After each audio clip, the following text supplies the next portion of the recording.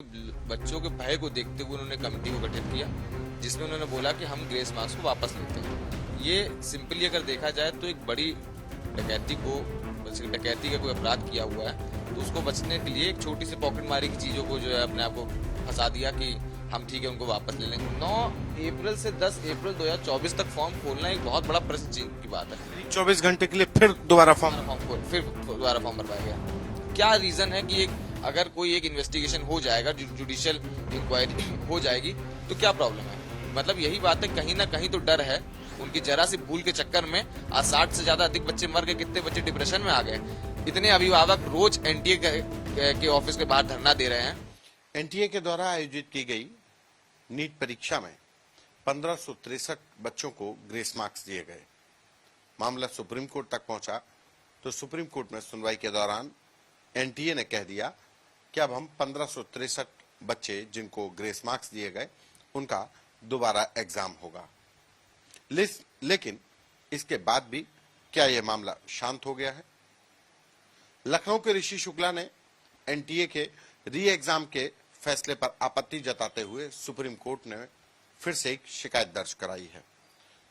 भारत के मुख्य न्यायाधीश को ऋषि शुक्ला ने एक पिटीशन भेजी है, जिसमें उन्होंने एनटीए के द्वारा जो फैसला लिया गया उस पर तमाम सवाल खड़े किए। हमारे साथ बात करने के लिए ऋषि खुद ही हैं। आपने फिर एक सुप्रीम कोर्ट के चीफ जस्टिस को आपने भेजा हुआ है, क्या दोबारा से जरूरत पड़ी? अब तो एनटीए ने मान लिया कि वो दोबारा एग्जाम कराएंगे ग्रेस मार्किंग में। एनटीए ने दरअसल माना नहीं है।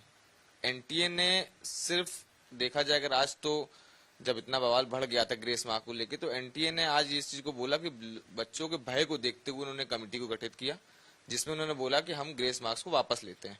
ये सिंपली अगर देखा जाए तो एक बड़ी डकैती का कोई अपराध किया हुआ है, तो उसको बचने के लिए एक छोटी सी पॉकेट मारी की चीजों को जो है अपने आप को फंसा दिया कि हम ठीक है उनको वापस ले लेंगे। अब अगर देखा जाए कि शुरुआत से ही देखें तो एनटीए की जो पूरी प्रक्रिया इस बार परीक्षा की नीट की परीक्षा थी वो हमेशा प्रश्न चिन्ह में रही। कैसे?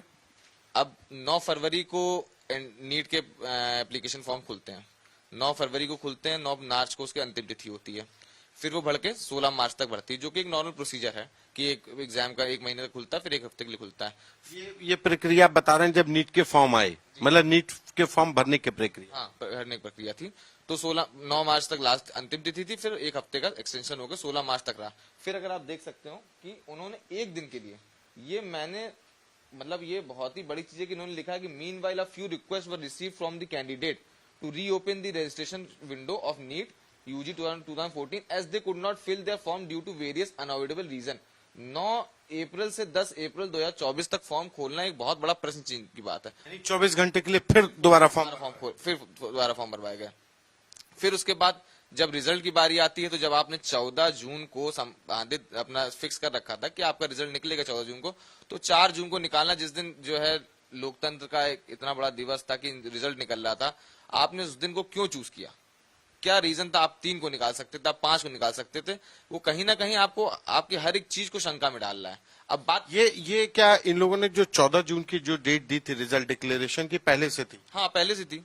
वो फिक्स डेट होती है, एग्जाम की डेट फिक्स होती है, रिजल्ट की फिक्स टेंटेटिव हो सकती है कि 1-2 दिन आगे नहीं पीछे हो सकती है, लेकिन वो ऐसे दिन नहीं हो सकती है कि जिस दिन ये तो क्लियरली दिखता है ना किसी की मेंटालिटी। आप शुरुआत से अपने आप को जो है सेफ कॉर्नर करके चल रहे हैं कि ठीक है, जैसे थोड़ा थोड़ा काम कर रहे हैं फिर एक गलत चीज कर दी, थोड़ा काम कर रहे हैं फिर एक गलत चीज कर दी। ये तो आप अपने आप को खुद ही प्रश्न चिन्ह में खड़ा कर रहे हैं ये करके।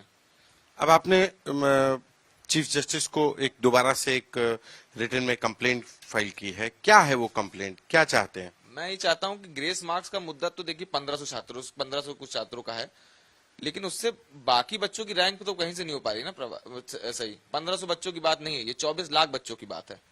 अगर देखा जाए तो जैसे मेरे एक परिचित है बनारस में, उनका 660 नंबर, अगर वही आंसर की जो नीट एनटीए ने निकाली है, वही जो ओएमआर शीट है वो नीट ने भेजी है, उसको कैलकुलेट करने में उसके 760 आ रहे हैं, और ऐसे उसके 651 नंबर आ रहे हैं जो रिजल्ट में दिखा रहे हैं। जो मतलब आंसर की से अगर हम कर रहे हैं तो 660 आ रहे हैं। हाँ, 660 आ रहे हैं और रिजल्ट में 651 है। ऐसे तमाम बच्चों के मामले हैं कि जिनके, इसलिए मुझे ये है कि एक इन्वेस्टिगेशन से क्यों नीट और एनटीए बच रहा है? क्या रीजन है कि अगर कोई एक इन्वेस्टिगेशन हो जाएगा, जुडिशियल इंक्वायरी हो जाएगी, तो क्या प्रॉब्लम है? यही बात है, कहीं ना कहीं तो डर है तभी उन्होंने, जब कल तक वो कह रहे थे कि नहीं हमारा जो है वैल्यूएशन प्रोसेस एकदम सही है, हमने वो सुप्रीम कोर्ट के एस्टैब्लिश फॉर्मूला से झूठ बोल रहे हैं। सुप्रीम कोर्ट के एक केस का भी तो हवाला दिया था इन्होंने कि हमने सुप्रीम कोर्ट में एक क्लैट के एग्जाम में ग्रेस मार्क्स दिए गए थे, तो उसका भी हवाला। क्लैट का एग्जाम का जो उन्होंने हवाला दिया था, मैंने उस पर भी कंप्लेंट की थी कि वो गलत हवाला दे रहे हैं। वो रिट पिटीशन इंजीनियरिंग कॉलेज और मेडिकल कॉलेज के लिए थी नहीं, वो क्लैट के लिए थी। क्लैट में उस समय वो सीबीटी मोड पे हुआ, कंप्यूटर बेस्ड मोड पे एग्जाम हुआ। अब उस समय आप कंप्यूटर में इस चीज को देख सकते हैं कि प्रति मिनट कितना बच्चे ने दिया, एक क्वेश्चन में कितने मिनट दिए, एक दूसरे क्वेश्चन में कितने मिनट दिए। अब आप इस चीज को बोल रहे हैं कि आप सीसीटीवी से कैलकुलेट कर रहे हैं लोगों की फ्रीक्वेंसी।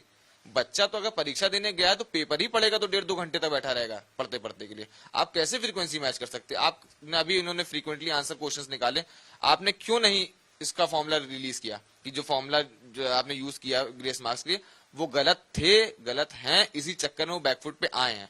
अब 23 जून को उन्होंने रखा है, 30 जून को वो कर देंगे, अपना रिजल्ट निकाल देंगे।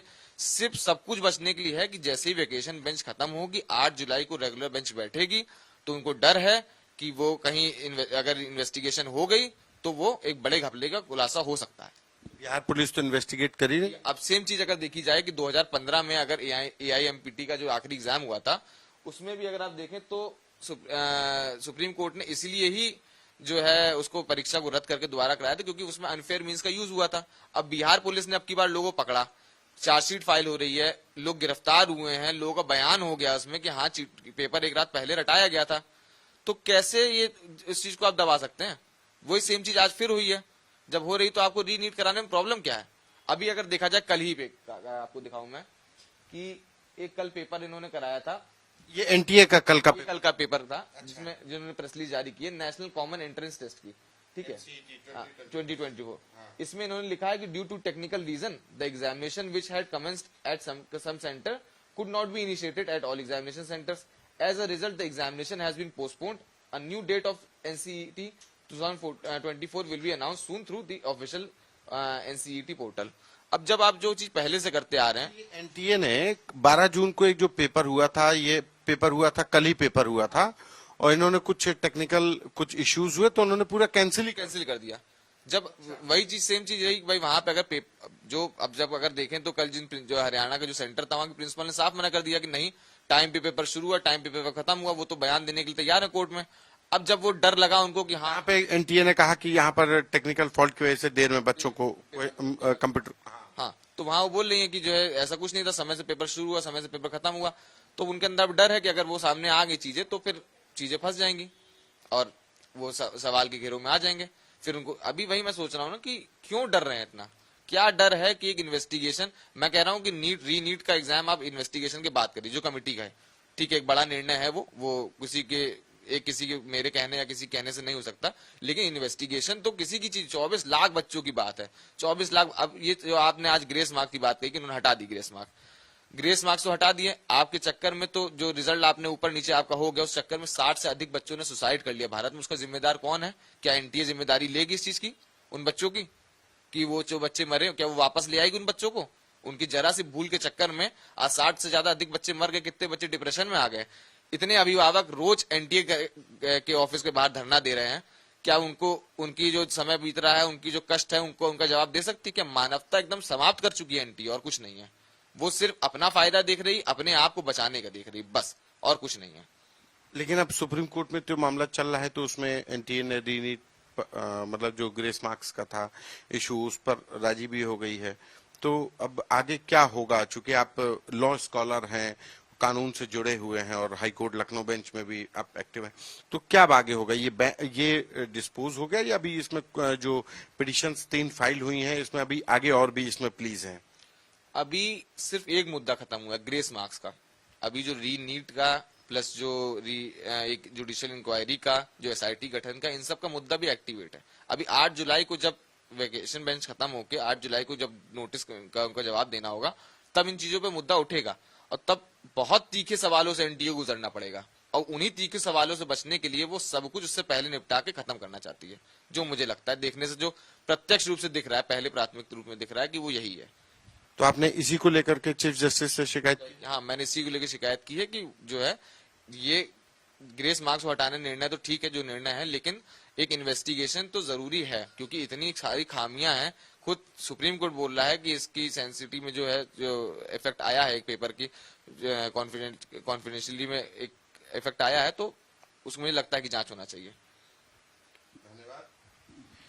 ये ऋषि शुक्ला हैं, लॉ स्कॉलर हैं, लखनऊ के राम मनोहर लोहिया लॉ यूनिवर्सिटी के, और जिन्होंने चीफ जस्टिस को दोबारा एक पत्र लिखा है और कहा कि इस मामले में एनटीए के द्वारा एक अपनी बड़ी चोरी को छिपाने के लिए ये स्वीकार कर लिया गया कि हम रीनीट करवाएंगे ग्रेस मार्क्स देने वाले जो 1563 बच्चे थे।